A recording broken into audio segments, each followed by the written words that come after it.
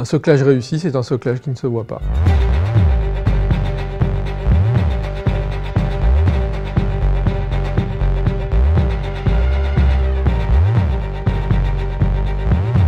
Musée des Confluences. Première. Le soclage en exposition et en exposition musée, là où il y a des objets de collection, il sert à deux choses en fait.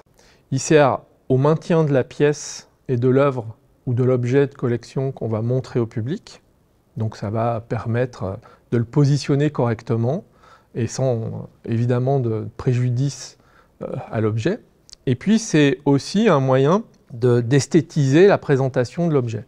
Il y a aussi une dimension logique de l'objet, c'est-à-dire que globalement il est quand même présenté dans sa position d'usage, on va dire. Ce qui a beaucoup évolué, ça par rapport à ce qu'on faisait il y a des décennies, c'est qu'on va avoir un souci par rapport à l'intégrité de l'objet.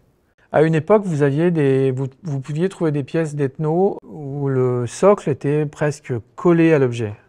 Et ça pouvait aller jusqu'à faire des trous dans l'objet pour pouvoir l'enfiler facilement sur deux tiges ou sur une tige. Là, c'est des choses qu'on ne fait plus, ça, du tout. Le soclage épouse, mais on ne fait plus de trous.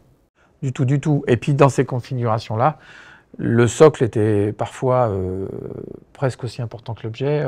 Il fallait un socle magnifique pour mettre un objet magnifique en exergue. C'est un métier tellement essentiel et on a une chance incroyable d'avoir un socleur à demeure faisant partie des équipes au musée des Confluences. Le socleur, finalement, c'est un métier de l'ombre.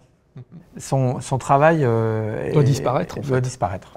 Ouais. C'est pas la complexité qui va nous arrêter. C'est surtout des problématiques structurelles liées à l'objet, fragilité qui empêchent totalement d'imaginer une présentation qu'on imagine et qu'on ne peut pas faire parce que c'est pas possible.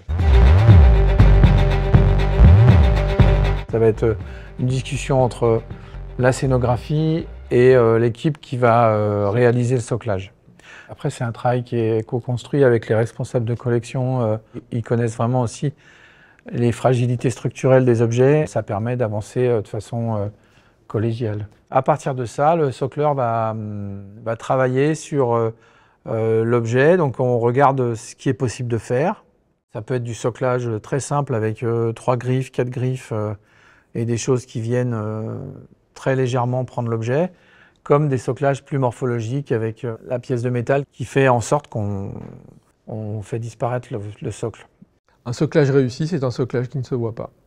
Oui, je suis assez d'accord avec ça aussi. Et qui met en situation l'objet de façon invisible. Musée des Confluences.